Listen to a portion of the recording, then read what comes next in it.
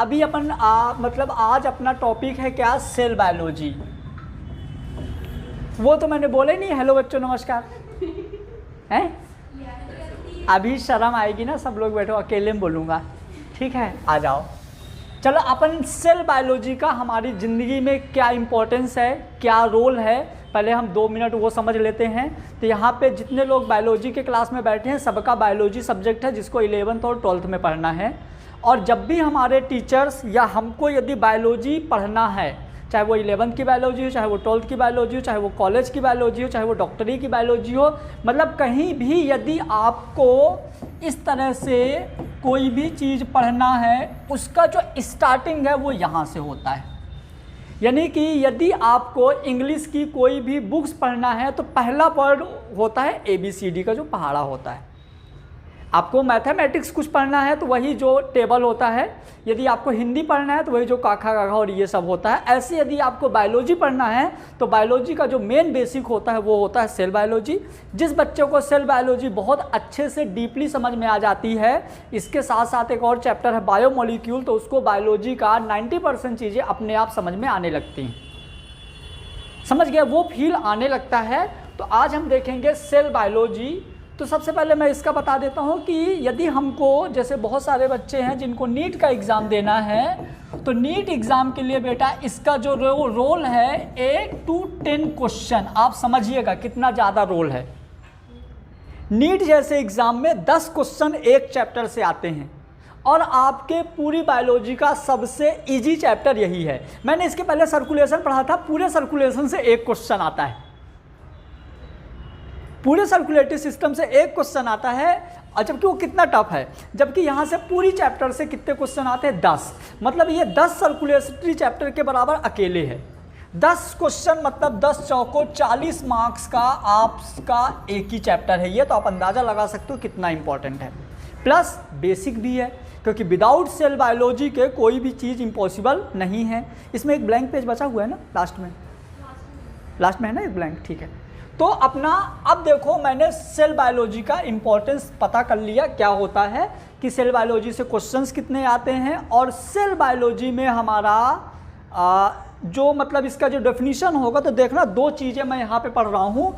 Terminology में, cell biology के terminology में हम पहले पढ़ेंगे साइटोलॉजी और सेल बायोलॉजी। समझना, साइटोलॉजी और सेल बायोलॉजी यदि हम बात करें तो जैसे देखिए, नॉर्मली आपको पता है कि दिस इज सेल, नॉर्मली पता है कि ये सेल होता है, सेल के सेंटर में होता है न्यूक्लियस, सेल के सेंटर में क्या होता है, न्यूक्लियस, और इसके जो चारों साइड भरा हुआ है ये क्या है, साइटोप्लाज्म या प्रोटोप्लाज्म। क्लियर, मतलब कि ये आपका न्यूक्लियस है, ये आपका सेल मेम्ब्रेन है, यदि इसके बाहर एक और लेयर होगी, यदि ये एनिमल सेल होगा तो ये बाहर होगा सेल वॉल। इतना चीज़ होता है। अब समझिएगा, यदि हम बात करें कि व्हाट इज साइटोलॉजी, साइटोलॉजी क्या होता है, तो स्ट्रक्चरल स्टडी ऑफ सेल। बहुत बार क्वेश्चन पूछा जाता है पहले ही लाइन से, कि जो साइटोलॉजी होता है सेल के स्ट्रक्चर की स्टडी। सेल मतलब सेल एग शेप है, सेल स्क्वायर है, क्योंकि देखो ये एनिमल सेल होती है, प्लांट सेल कुछ ऐसी होती है, ना प्लांट सेल कुछ ऐसी होती है, फिर प्रोकैरियोटिक सेल कुछ अलग होती है, यूकैरियोटिक सेल अलग होती है। तो जो सेल का स्ट्रक्चरल स्टडी है उसको हम बोलते हैं क्या, साइटोलॉजी। सब लोग बहुत अच्छे से याद रखना, सेल का स्ट्रक्चर का स्टडी, कि सेल अंडे टाइप का है या कि स्क्वायर है, कि मतलब किस टाइप की सेल है, अभी हम आगे जब पढ़ेंगे तो समझ में आएगा। तो ये चीज़ होता है क्या, साइटोलॉजी। क्लियर हुआ सबका, ठीक है। उसके बाद यदि हम बात करें, साइटोलॉजी के बाद आता है बेटा सेल बायोलॉजी, और आप देख पा रहे होगे चैप्टर का नाम भी सेल बायोलॉजी है। मतलब ये तो आपको सिर्फ फॉर्मेलिटी के लिए याद रखना है, आपको कहीं भी जिंदगी में ज़रूरत नहीं पड़ेगी साइटोलॉजी की, लेकिन पता होना चाहिए कि साइटोलॉजी मतलब सेल के स्ट्रक्चरल की जो स्टडी होती है वो क्या होता है, साइटोलॉजी। अब हम बात करें सेल बायोलॉजी, तो देखना मजा आएगा। सेल बायोलॉजी मतलब कि स्ट्रक्चरल प्लस फंक्शनल। अब देखो, सेल बायोलॉजी में आपका स्ट्रक्चरल भी आ गया, फंक्शनल भी आ गया, इसीलिए हम लोग साइटोलॉजी नहीं पढ़ते, क्योंकि साइटोलॉजी में क्या है, स्ट्रक्चर, और सेल बायोलॉजी में स्ट्रक्चर और फंक्शन दोनों। तो ऑलरेडी हम यहाँ स्ट्रक्चर पढ़ते हैं, इस वजह से ये वाली हेडिंग हम अलग से नहीं पढ़ते। क्लियर हुआ? तो ये क्या होगा हमारा cell biology, structural and functional study of cell is called cell biology. Clear हुआ? हमारी दो चीज़ें बहुत अच्छे से क्लियर हो गई, सेल बायोलॉजी एंड साइटोलॉजी। अब हम बात करेंगे सेल की हिस्ट्री, और आ गया हमारा history of the cell. Cell की हिस्ट्री क्या है? तो देखिए, एक साइंटिस्ट थे जिनका नाम क्या था, रॉबर्ट हुक। बहुत सुंदर सुशील थे ये, सच में। तुम लोग फोटो देखना, काफ़ी मतलब स्मार्ट थे। इन्हें तो मूवी में ट्राई नहीं किया, नहीं तो मतलब हीरो बन जाते आज के डेट में। मतलब अब तुम लोग देखना, एकदम बहुत ज़्यादा गोरे थे, एकदम लाल वाला जो गोरा होता है ना, वो उस तरह के गोरे थे। ठीक है, देखो अब यदि हम बात करें रॉबर्ट हुक, तो इन्हें समझना, रॉबर्ट हुक ने जो माइक्रोस्कोप होता है ना, आप सबके स्कूल में रखा होगा, सिर्फ 100 पीस दिखाते भी हैं, तो उसके अंदर रख के भी दिखाते हैं कि बस ये रख के दिखाते हैं ना, तो उसमें जब देखते हैं तो जो चीज़ें हम नीचे रखते हैं वो बड़ा दिखता है, ऐसे होता है ना। तो देखो इन्होंने मतलब कि रॉबर्ट हुक ने एक मशीन बनाया था, जिस मशीन का नाम था माइक्रोस्कोप। ये किसी भी चीज़ को 42 गुना बढ़ा के देखता था। समझ में आया? मतलब कि रॉबर्ट हुक ने एक मशीन बनाया था जिसका नाम था माइक्रोस्कोप। ये किसी भी चीज़ को 42 टाइम्स बढ़ा के देखता था। जैसे यदि हम इस पेन को माइक्रोस्कोप में देखेंगे तो ये 42 गुना बड़ी हो जाएगी। 42 गुना मतलब पता है, यहाँ से गीतांजलि कॉलेज पहुँच जाएगा ये। 42 गुना मतलब कैसे होगा 42? इसका 2 गुना मतलब इसका डबल, 3 गुना मतलब फिर उन डबल का डबल। समझ गए? तो बहुत बड़ा करके दिखाता है। तो जो इन्होंने मतलब रॉबर्ट हुक ने एक माइक्रोस्कोप बनाया था, फिर माइक्रोस्कोप में इन्होंने देखा बार्क। बार्क मतलब होता है पेड़ की छाल। जो छाल होती है ना, छाल को हम इंग्लिश में क्या बोलते हैं, बार्क। जैसे आम की छाल वगैरह तो तुम सबको पता ही है ना, छाल जो ब्राउन कलर का होता है। तो इन्होंने छाल से पतली फिल्म, थोड़ा थोड़ा छाल को, जैसे मान लो ये छाल है, तो उन्होंने छाल से पतली लेयर निकाला, और लेयर को जब उन्होंने माइक्रोस्कोप में देखा तो उनको एक स्ट्रक्चर दिखी। उसमें क्या दिखी? एक स्ट्रक्चर दिखी जिसका नाम उन्होंने सेलुला दे दिया। अब वो स्ट्रक्चर पता बाहर से कैसी थी? जैसे वो मधुमक्खी का छत्ता नहीं होता है, गोल गोल गोल गोल गोल गोल ऐसा, उस तरह से उनको स्ट्रक्चर दिखी। अभी मैं आगे डायग्राम में दिखाने वाला हूँ। समझ गए? तो देखो ये पॉइंट अपन पढ़ेंगे।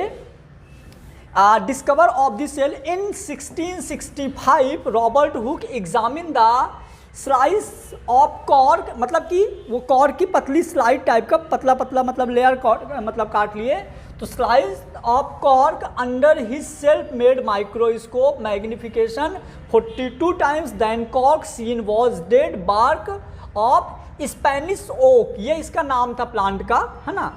और ये हो गया मतलब कि इन्होंने, रॉबर्ट हुक ने अपने खुद से बनाए हुए माइक्रोस्कोप में बार्क की छाल को, मतलब छाल की पतली लेयर को देखा। और Robert Hooke coin the term cellula. और जो उन्होंने देखा, उन्होंने एक टर्म दिया जिसको क्या बोल दिया, सेलुला, जो कि कैसी दिख रही थी, हनी कॉम लाइक, मतलब मधुमक्खी के मतलब जैसे छत्ता टाइप का ऐसा दिख रहा था। Structure of the bottle cork और which later modified of cell, actually he was only the dead cell. मतलब जो उन्होंने देखा था वो सेल डेड सेल इसलिए थी, सेल का वो वाला पार्ट बाहर जो रहता था, क्योंकि उन्होंने क्या लिया था, बार्क लिया था। बार्क क्या होता है, पेड़ का पार्ट होता है। और जो पेड़ में जो प्लांट सेल होती है वो बाहर क्या दिखती है, सेल वॉल। और सेल वॉल कैसी होती है, डेड। यदि यही चीज़ वो एनिमल का लेते तो एनिमल में सेल वॉल एब्सेंट होती है, तो वो बताया था ना, एनिमल में सेल वॉल एब्सेंट होती है तो वो डेड नहीं दिखती। क्लियर? और उन्होंने इसको जो चीज़ों को उन्होंने मतलब देखो ना, क्या था, dead cell wall of plant cell. यदि यहाँ पे एनिमल सेल होता ना तो डेड वर्ड नहीं होता। समझ गए?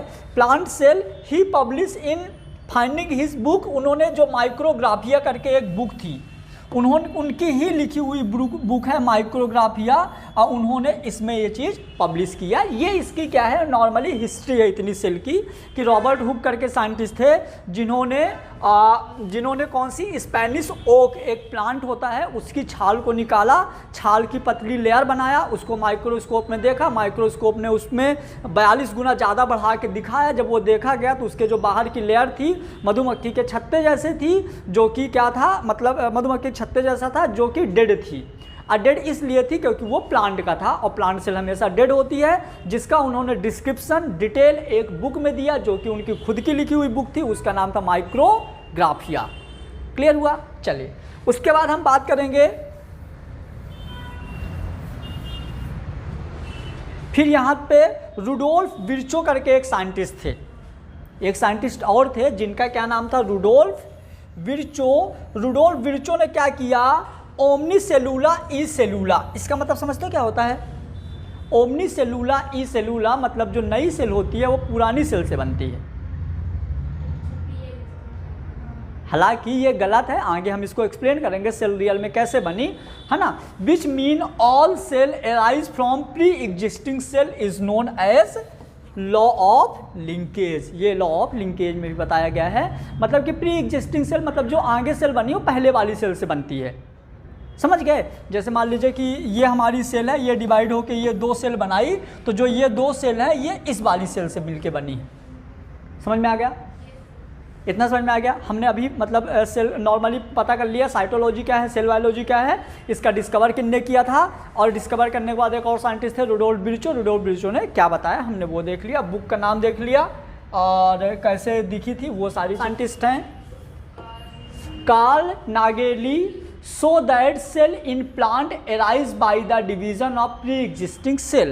जो कार्ल नागेली करके साइंटिस्ट है उन्होंने कौन सी सेल को बताया, प्लांट सेल को।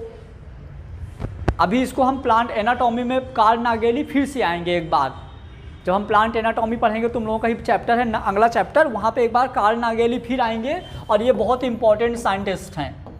क्यों? क्योंकि उन्होंने प्लांट सेल के बारे में बताया, जो भी प्लांट सेल की प्रॉपर्टीज़ है इनने बताया। Discovered of living cell by Leeuwenhoek, एक ल्यूवेनहॉक करके साइंटिस्ट है जिन्होंने लिविंग सेल का डिस्कवर किया। ल्यूवेनहॉक एग्जामिन द, किसमें देखा इन्होंने, ल्यूवेनहॉक ने जो लिविंग सेल को देखा था, ल्यूवेनहॉक ने ये नहीं बताया प्लांट सेल एनिमल सेल कुछ भी, तो इनने किस किस में देखा, mud, semen, saliva, blood, insect etc under his self made microscope and observe the protozoans. Protozoa मतलब समझ गए क्या, अमीबा वगैरह जो होता है जो बहुत छोटा होता है, sperm, bacteria, RBC, muscle cell etc।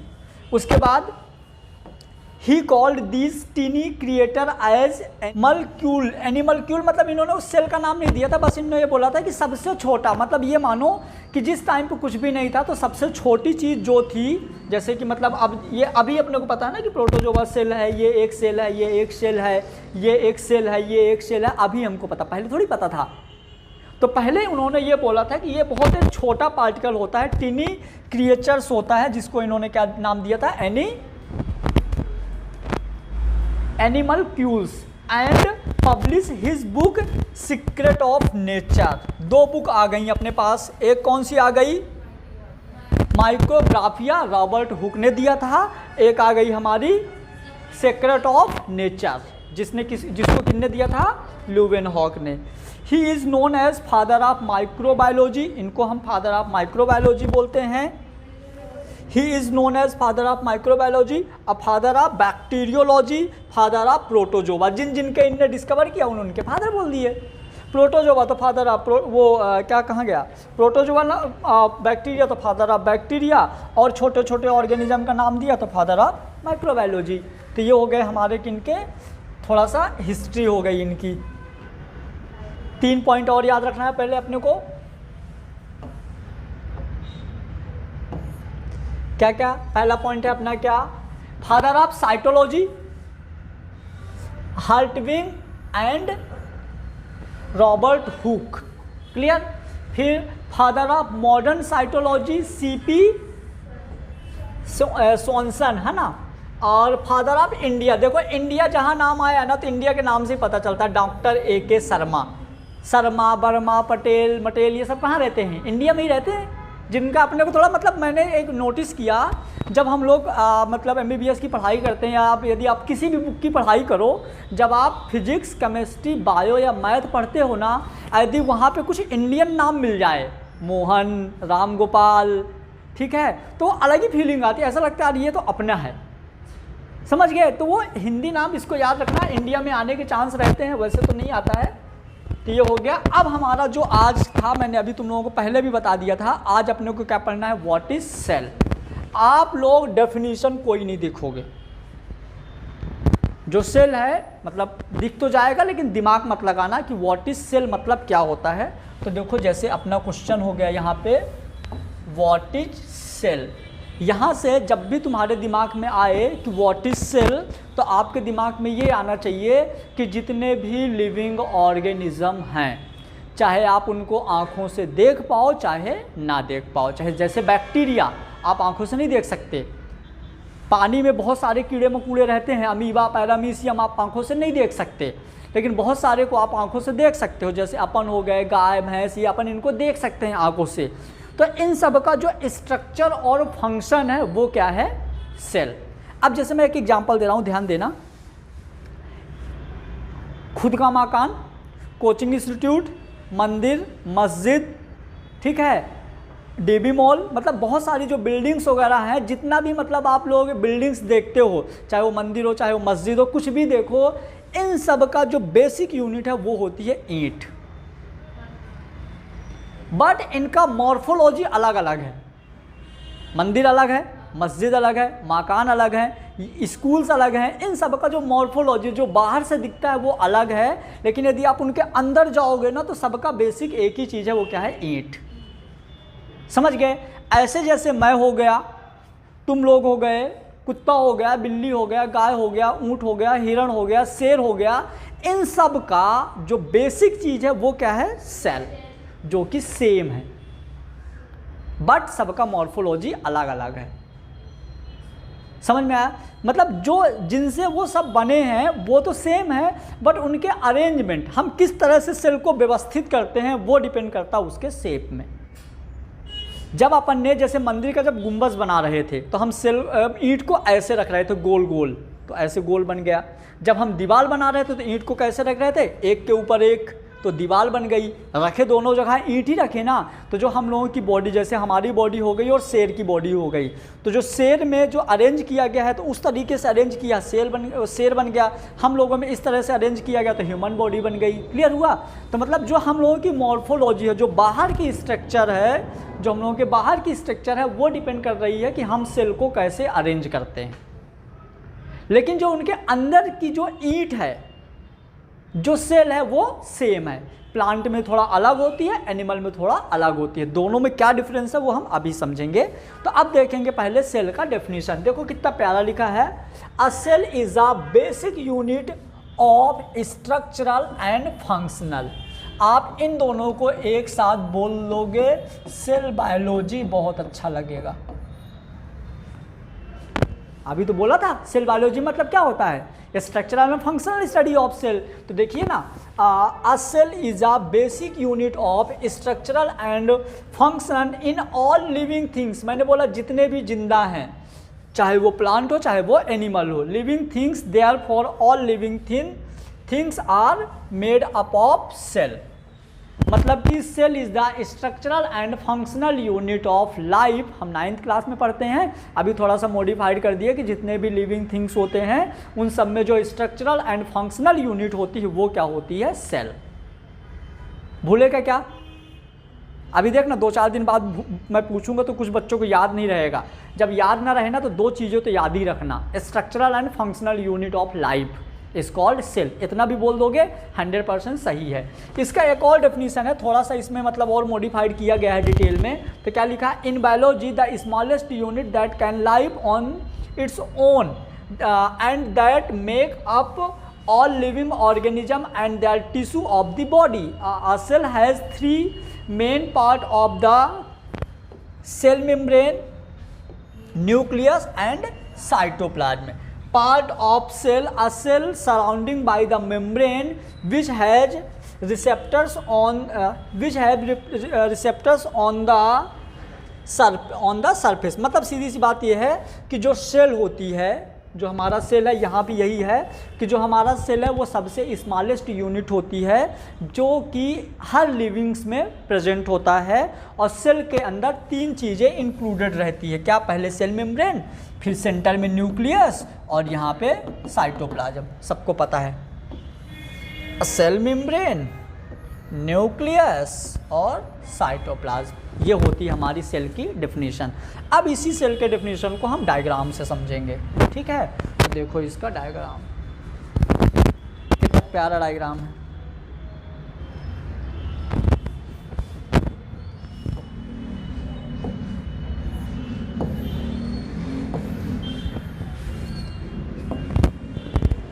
मैं क्या बोला था, जो हमारा सेल होता है वो स्ट्रक्चरल एंड फंक्शनल यूनिट होता है। क्लियर?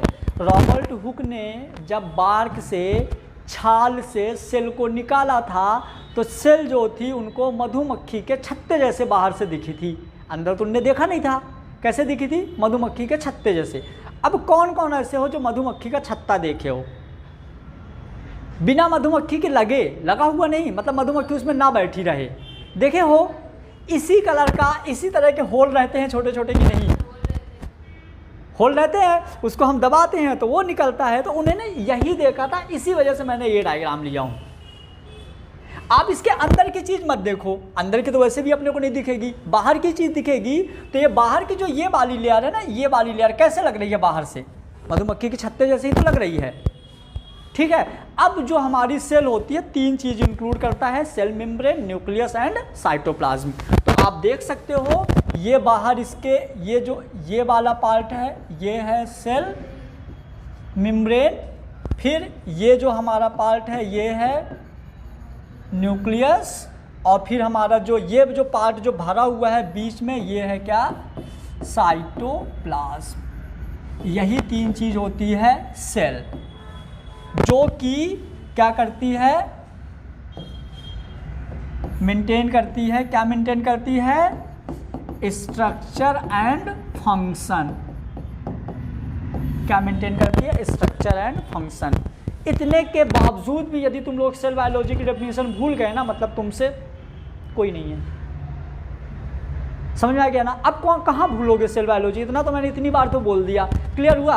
अब सेल के अंदर आपको क्या क्या दिख रहा है, ये सारी चीज़ें हम आगे जब हम समझेंगे टाइप ऑफ सेल तो समझेंगे। फिर भी एक बार सुन लो।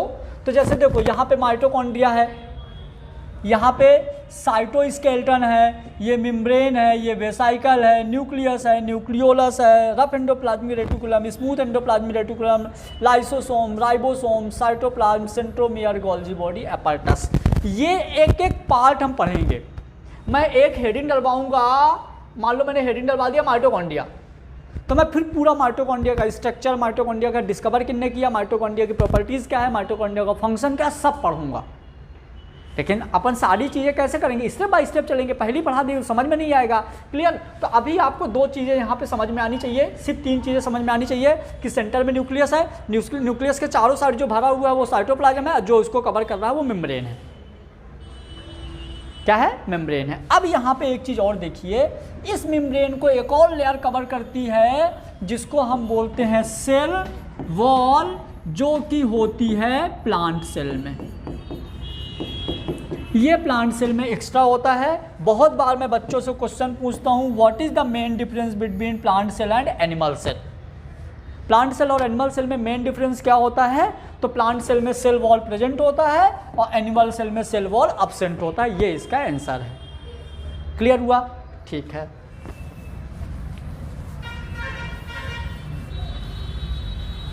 अब हम बात करेंगे टाइप ऑफ सेल। किसकी? किसी को स्ट्रक्चर में कोई डाउट? इस स्ट्रक्चर में पूरा नहीं समझना, सिर्फ 3 चीजें समझना। जल्दी बोलो क्या क्या? बस, बाकी चीज़ हम आगे पढ़ेंगे, सिर्फ 3 चीज़ समझना है। Cell membrane. अब हम देखेंगे type of cell. Type of cell में जो होती है ना बेटा, टाइप ऑफ सेल 2 टाइप्स की होती है। एक होती है प्रोकैरियोट, एक होती है यूकैरियोट। हमारे एक सर थे, जब हम लोग 9th-10th में पढ़ते थे ना, तो मतलब ये मानो कि हम लोगों की गिनती ऐसे मतलब गधे बच्चों में आती थी। सच में, मतलब ए बैच कभी नहीं मिला। तो मतलब हम लोगों के सर जब हम लोगों को समझ में नहीं आती थी ना, तो वो हम लोगों को एक देसी स्टाइल में समझाते थे सेल के टाइप। बोले जो जो तुमको दिखता है वो सेल यूकैरियोटिक है, जो तुमको नहीं दिखती वो प्रोकैरियोटिक है। नॉर्मली जो गांव वाले मतलब टीचर्स और बच्चे इसी तरीके से समझने का प्रयास करते हैं। तुम लोग तो सिटी वाले हो, सब अच्छे मुंह वाले हो, ठीक है। तो आ जाओ देखते हैं अपन यहाँ पे जो अपना on the basis of nuclear organisation cell are divide into 2 types, ठीक है। न्यूक्लियर ऑर्गेनाइजेशन के अकॉर्डिंग सेल 2 टाइप की होती है, एक को हम बोलते हैं प्रोकैरियोटिक सेल और एक को बोलते हैं यूकैरियोटिक सेल। अब समझिएगा पहले प्रोकैरियोटिक सेल क्या होती है, यूकैरियोटिक सेल क्या होती है, मैं इसको अपने तरीके से समझाता हूँ। क्लियर? देखो, जब सेल बनी थी तो पहले बच्ची थी, वो था प्रोकैरियोटिक। जब सेल बनी थी तो पहले बच्ची थी, वो था प्रोकैरियोटिक। देन सेल बड़ी हो गई और डेवलप हो गई, मैच्योर हो गई, वो हो गई यूकैरियोटिक। समझ में आया? पहले सेल बच्ची थी तो प्रोकैरियोटिक, बड़ी हो गई, मैच्योर हो गई, तो उसको क्या बोलेंगे, यूकैरियोटिक। क्लियर हुआ? अब एक चीज़ और समझो, जैसा कि हम लोगों के सर जो बोले थे कि जो सेल हमको दिखाई, मतलब उन्होंने ये बोला था सीधी सी बात, जो अपने को नेक्ड आई से दिखाई ना दे, प्रोकैरियोटिक। आप माइक्रोस्कोप से देख सकते हो, नो प्रॉब्लम। जो आपको दिखाई दे वो यूकैरियोटिक। तो हमारे क्लास में एक बच्चा था, क्या नाम था उसका, शायद जितेंद्र करके कुछ नाम था। उन्होंने सर से क्वेश्चन पूछा, सर हम तो यहाँ स्कूल में बैठे हैं, मतलब हमको गाय नहीं दिख रही हमारे गाँव में है, तो वो प्रोकैरियोटिक है। मतलब जहाँ वो क्लास में बैठा था उसके घर में गाय थी। अब गांव वाले के यहाँ तो क्या गाय रहेगी ना, घोड़ा थोड़ी रहेगा। घोड़ा वोड़ा तो सिटी में रहता है ना, मतलब ऐसा। तो उसने बोला सर हमारे यहाँ पे मतलब मेरे घर में गाय है, तो वो प्रोकैरियोट है कि यूकैरियोट? तो सर बोले कि बेटा तू ही बता। तो वो बोलता है सर प्रोकैरियोट। बोले कैसे? बोला हमको दिखाई नहीं दे रही। समझ गया? इसका मतलब ये नहीं, मतलब आप उसके पास जाओ, नहीं रहोगे तो कैसे दिखाई देगा। तो ये मतलब कॉमन सेंस वाली बात है, मतलब कि जो चीज़ आपको दिखाई देगा, ये मतलब देसी है, याद करने के लिए इसका तरीका अलग है थोड़ा सा। तो देखिए, सबसे पहले हम बात कर रहे हैं प्रोकैरियोटिक। प्रोकैरियोटिक मतलब कि जो सेल डेवलप हो रही है।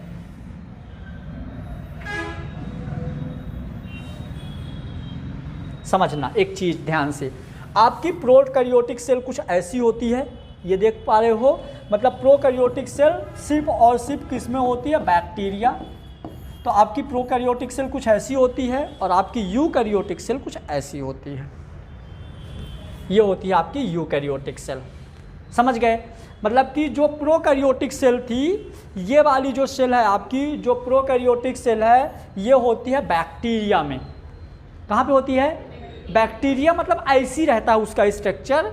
और जो ये वाली सेल होती है, ये होती है ऑल प्लांट्स एंड एनिमल्स। जितने भी प्लांट और एनिमल है सब में ये वाली सेल होती है।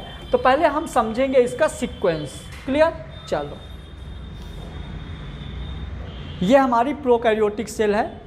अब इसको देखिए, अब जो बताने वाला हूँ वो सबसे ज़्यादा मज़ेदार चीज़ है, जहाँ पे आपको सबसे ज़्यादा दिमाग लगाने की ज़रूरत है। मैंने अभी आप लोगों के सामने एक पॉइंट बोला था, याद होगा तो, मैंने ये बोला था कि जो पहले बनती है वो प्रोकैरियोट होती है, जो बाद में बनती है, डेवलप होती है, वो यूकैरियोटिक होता है। समझ गए? तो अब हमको शॉर्ट में समझेंगे कि सेल बनी कैसे। शॉर्ट में देखेंगे सेल बनी कैसे। बहुत सारे बच्चों को पता है, फिर भी एक बार सुन लो। तो अपने जब हमारी धरती बनी थी, जब यहाँ पे एक भी लिविंग नहीं था, 3.9 बिलियन साल पहले, मतलब करोड़ों अरबों साल पहले, जो भी हम लोग टाइम बताते हैं ना, ये एक इमेजिनेशन होता है। क्योंकि आज के साइंटिस्ट टाइम बता रहे हैं, ये साइंटिस्ट उस टाइम पे थोड़ी पैदा हुए थे जब धरती बनी थी। जब धरती बनी थी, धरती कैसे बनी, क्या हुआ, ये गॉड के अलावा कोई नहीं जानता। अलग अलग थ्योरी में अलग अलग बताया जाता है। कोई बोलता है कि सबसे पहले यहाँ पे वो राजा मनु आए, राजा मनु के 12वीं पसली से उनकी मतलब मैडम मतलब रानी पैदा हुई श्रद्धा, और वो दोनों मिलके पूरा बना दिए पूरा, मतलब इंसान पैदा किए, तो चलो ठीक है वो तो इंसान पैदा करेंगे तो गाय भैंस कहाँ से आएंगी। ठीक है, एक और थ्योरी थी, क्या था उसका, स्पेशल क्रिएशन थ्योरी जो थी, जो वो होते हैं बौद्ध जो होते हैं, उन्होंने बोला कि अपने यहाँ पे सबसे पहले वो कौन सी श्रद्धा और क्या नाम था, राजा मनु और श्रद्धा, ईव है ना, ई करके ईव, और मतलब ऐसे जो पुरानी थ्योरियाँ वो हालांकि गलत है, कोई लॉजिक नहीं है। जो लॉजिकल चीज़ है हम वो चीज़ पहले पढ़ेंगे कि जब आज से ऐसा बताया जा रहा है, कुछ टाइम पहले ये जो हमारा धरती है ना, ये रियल में एक प्लैनेट है जो कहीं ना कहीं ब्रह्मांड में है। हो सकता है ऐसे धरती के जैसे ही कुछ और प्लैनेट हो जहाँ पे लाइफ पॉसिबल हो, कोई नई चीज़ बात नहीं है, ऐसा हो सकता है, हम लोगों को पता ना हो। जैसे देखो चंद्रमा में भी लाइफ सर्वाइव कर सकते हैं लोग थोड़ा थोड़ा। आप लोगों को पता है ना, आप लोगों ने नाम सुना होगा सुशांत सिंह राजपूत, अच्छे से पता होगा उसके बारे में। आपको पता है सुशांत सिंह राजपूत का प्लाट है चंद्रमा में, ये भी पता होगा, उसने खरीदा था चंद्रमा में प्लाट। और एक चीज़ बताऊं, जो चंद्रमा की ज़मीन है वो मेरे को नाम भूल गया उसका, किसी का है वो, उसने क्या किया था कि चंद्रमा में जब उसने अपना चंद्रमा की ज़मीन को अपने नाम रजिस्ट्री करवा लिया, और उस टाइम पे वो ज़मीन किसी की नहीं थी तो उसने कब्जा कर लिया उसमें। अब वो सबको प्लाटिंग करता है, सबको बेचता है, करोड़ों अरबों रुपए कमाता है वो फ्री फोकट में। ऐसे सुशांत सिंह मतलब किसी न किसी कोई बेचेगा तो कोई तो मालिक होगा ना, तो ऐसे वो बेच रहा था। चलिए अब हम देखेंगे, जैसे नॉर्मली अपन बात कर रहे हैं सेल की, तो सेल में आपको सबसे पहले मिलेगा CHON, हम बोलेंगे कौन, यानी carbon, hydrogen, oxygen and nitrogen. Clear. ये चार चीज जो हैं मिल के क्या बनाते हैं आपको पता है, ये चार चीज मिल के बनाते हैं प्रोटीन, फैट और कार्बोहाइड्रेट। ये चार चीज मिलके बनाते हैं प्रोटीन, फैट और कार्बोहाइड्रेट। प्रोटीन, फैट और कार्बोहाइड्रेट आपस में मिलके क्या बनाते हैं आपको पता है, कोजरवेट्स। क्या बनाते हैं, कोजरवेट्स, जिसका एक और नाम है प्रोटोबायोन्ट। एक और नाम क्या है, प्रोटोबायोन्ट। क्लियर। और ये प्रोटोबायोन्ट आपस में मिलके बनाते हैं प्रोटोसेल, और प्रोटोसेल मिलके बनाता है सेल। तो जो हम लोग स्टडी करते हैं ना, तो हम लोग स्टडी यहां से शुरू करते हैं। कहां से, यहां से। क्वेश्चन क्या है हमारा, व्हाट इज सेल, मतलब सेल था हमारा टॉपिक, सेल बायोलॉजी था। हम लोग इतनी सारी चीजें नहीं पढ़ते। देखो जब तक मजा नहीं आएगा तब तक हमको बेसिक नहीं पता रहेगा, समझ गए। बेसिक पता रहेगा तो ज़्यादा मज़ा आएगा किसी भी चीज़ का। तो हमारा ये आपस में, मतलब ये वाले एलिमेंट मिलके बनाए प्रोटीन, फैट और कार्बोहाइड्रेट, ये आपस में मिलके बनाए कोजरवेट्स, कोजरवेट से प्रोटोसेल और सेल। ये और डिटेल में हम दूसरे चैप्टर में पढ़ते हैं, ऑरिजिन एंड एवोल्यूशन में। अभी शॉर्ट में मैं बता रहा हूँ। और जो सेल थी, ये सेल देयर आर 2 टाइप्स। पहले बनाया प्रोकैरियोट, फिर प्रोकैरियोट आगे डेवलप होके बनाई यूकैरियोट। और जो प्रोकैरियोट सेल थी, इसमें आते थे ऑल बैक्टीरिया, जितने के जितने बैक्टीरिया हैं सारे के सारे प्रोकैरियोट में आते हैं। मतलब अपनी धरती में पहला लिविंग ऑर्गेनिज्म क्या बना है, बैक्टीरिया। और कुछ बैक्टीरिया हमारे दोस्त हैं, कुछ बैक्टीरिया हमारे दुश्मन हैं। कुछ बैक्टीरिया से अपने को बेनिफिट होता है, कुछ बैक्टीरिया से अपने को लॉस होता है। जैसे माइक्रोबैक्टीरियम ट्यूबरकुलोसिस, जो टीबी का बैक्टीरिया है, उससे अपने को बीमारी होती है। लेकिन एक और बैक्टीरिया है लैक्टोबैसिलस लैक्टाई, जो दूध से दही में बनाता है, और दही हमारे लिए फायदेमंद होती है। तो कुछ बैक्टीरिया से अपने को प्रॉफिट होता है, कुछ बैक्टीरिया से लॉस होता है। क्लियर। तो अब ये बन गया क्या हमारा, प्रोकैरियोटिक सेल। अब प्रोकैरियोटिक सेल का स्ट्रक्चर होता है ये। क्लियर। चलो ये तो तुम लोग वैसे भी वीडियो से नोट कर रहे हो सब, इसको मैं रफ कर दे रहा हूँ। यहाँ पे मैं प्रोकैरियोटिक सेल ड्रॉ कर रहा हूँ। अब देखो, यदि सेल है तो 3 चीजें होना जरूरी है, cell membrane, nucleus and cytoplasm. अब हम बना रहे हैं पहले प्रोकैरियोटिक सेल। तो प्रोकैरियोटिक सेल कुछ ऐसी होती है, ये। क्लियर। और चलो ये हो गई हमारी, देखो बाहर वाली सेल वॉल। अंदर जो होती है वो होती है सेल मेम्ब्रेन, ठीक है। और इसके अंदर जो इस तरह से भरा हुआ है ना, ये इंसिएंट डीएनए है। ये क्या है? इंसिएंट डीएनए। और इस सेल को घूमने के लिए ये है फ्लैजिला, और सेल जो डिवाइड हो जाए उसके लिए ये है सेक्स पीली। और यही बैक्टीरिया का डायग्राम है और यही प्रोकैरियोटिक सेल है। समझ गए? यही बैक्टीरिया का डायग्राम है, यही प्रोकैरियोटिक। क्या इंसिएंट डीएनए मतलब कि अभी डीएनए डेवलप नहीं है, आगे डेवलप होगा, क्योंकि अभी बच्ची है ना, ये आगे डेवलप होगी और यही सेल डेवलप होकर बना देगी नीचे वाली सेल। तो देखो ना, इसमें भी कितना बढ़िया बना हुआ है। मैं लेबलिंग इसलिए किया हूँ कि जब तुम लोग वीडियो बना उसमें लिखोगे तो लेबलिंग कर लेंगे। देखिए, दिस इज फ्लैजिला। अंदर क्या है? इंसिएंट डीएनए। ये बाहर वाला सेल वॉल, अंदर वाली सेल मेम्ब्रेन, और ये यहाँ पे न्यूक्लियोलस। और इस तरह से जो है ये सेक्स पीली है, जो सेल को डिवीजन में हेल्प करेंगे। ठीक है, तो ये हो गई अपनी प्रोकैरियोटिक सेल। अब हम देखेंगे यूकैरियोटिक सेल, बस थोड़ा सा और। ये अब जो यूकैरियोटिक सेल होती है, जो यूकैरियोटिक सेल होती है, ये हम लोगों में होती है डेवलप सेल होती है। क्लियर? देखिए, यहाँ पे बाहर होगा सेल मेम्ब्रेन, सेंटर में होगा न्यूक्लियस, फिर यहाँ पे Golgi body, mitochondria, ribosome, endoplasmic reticulum, vesicles, है ना, और साइटोप्लाज्म। इस तरह से बहुत सारे सेलुलर ऑर्गेनल्स रहेंगे। मतलब कि जो हमारी यूकैरियोटिक सेल है वो क्या हो गई है? डेवलप हो गई है। क्लियर हुआ? अब इसके बाद एक नोट है जो कि बहुत ही इंपॉर्टेंट है। एक चीज ध्यान सुनना, देखना, बताना। देखो, प्रोकैरियोट सेल, यूकैरियोट सेल। अच्छा बताओ, प्रोकैरियोट से डायरेक्ट यूकैरियोट बन गया होगा कि बीच में भी कुछ होगा? कुछ तो होगा। मतलब कि इससे ज़्यादा डेवलप, इससे कम डेवलप, बीच में भी कुछ होगा, इससे ज़्यादा डेवलप, इससे कम डेवलप। इसी को हम क्या बोलते हैं? कहाँ गया? मीजोकैरियोटिक सेल। क्या बोलते हैं? मीजोकैरियोटिक सेल, जो कि तुम लोगों ने अभी तक नाम नहीं सुना। प्रोकैरियोटिक सुना था, यूकैरियोटिक सुना था, मीजोकैरियोटिक नहीं सुना था। आप पढ़ो पढ़ते। An intermediate nuclear organism of prokaryote and eukaryote cell, मतलब कि दोनों के बीच का, इंटरमीडिएट, दोनों के बीच का cell was given by dot he told the मीजोकैरियोट।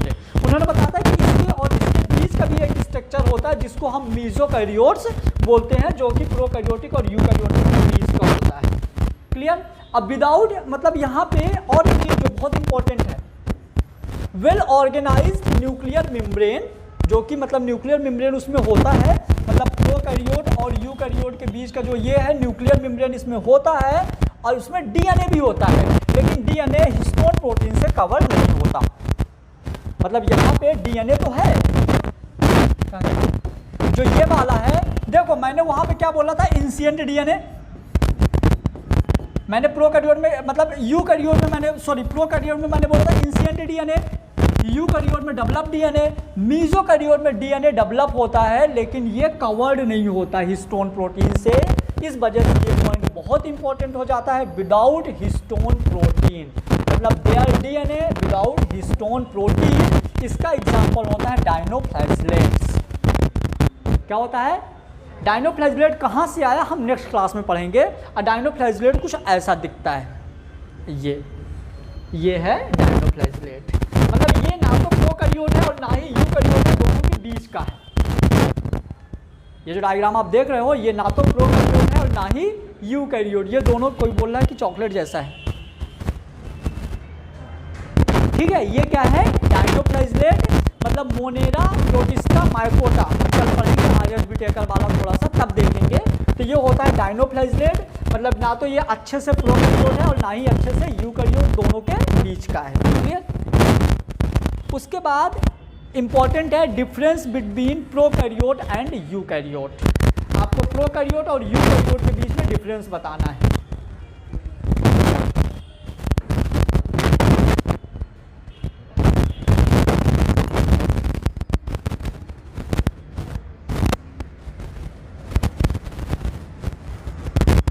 हाँ, थोड़ा सा 2 मिनट में बस हो रहा है। चलिए सेल अच्छे से पता है, यूकैरियोटिक सेल अच्छे से पता है। अब इनका साइज देख लो, तो इसका साइज 1 से 2 माइक्रोमीटर, इसका 100 माइक्रोमीटर, देख लो कितनी बड़ी है। क्लियर। फिर rigid cell wall which prevent rupture of the cell, मतलब कि इसकी सेल वॉल कैसी होती, रिजिड, मतलब रिजिड मतलब हार्ड नहीं होती। जैसे ये प्रोकैरियोटिक है, यदि ये सॉफ्ट है, रिजिड है, तो आप इधर से धक्का दोगे तो टूटेगी नहीं, चिपक जाएगी, नहीं टूटी, समझ गए। लेकिन यदि ये हार्ड होती, आप धक्का देते तो चिटिक जाती, टूट जाती। हेलो, समझ आ गया ना। चलो, तो no rigid cell wall vertebrate but plant cell wall is present, मतलब but no rigid cell wall in vertebrate but in plant cell wall is present, मतलब इसमें क्या होती है, जो वर्टिब्रेट्स होते हैं, मतलब जो एनिमल होते हैं, एनिमल में सेल वॉल, मतलब एनिमल में सेल वॉल नहीं होती, बट प्लांट में सेल वॉल होती है जो कि इसको प्रोटेक्ट करती है।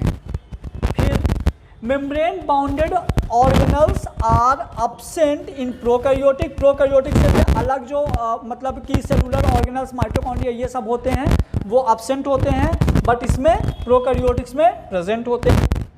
Genetic material is not include the nuclear membrane, nuclear membrane में जेनेटिक मटेरियल नहीं होते, इसके जेनेटिक मटेरियल होते हैं।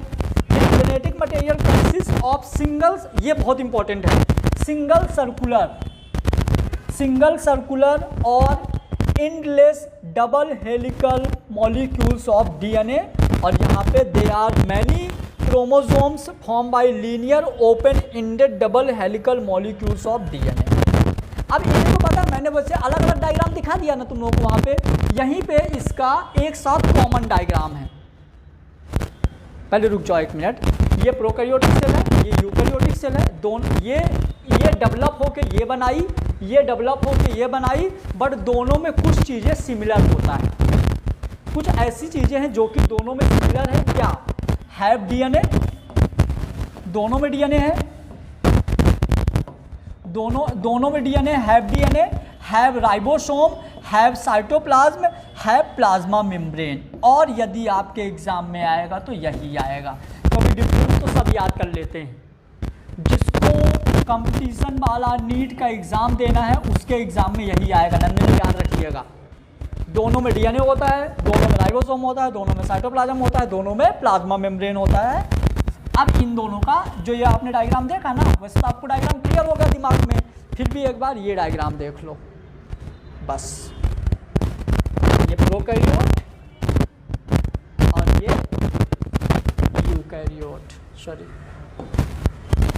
देखिए दोनों में डिफरेंस देखो जल्दी से।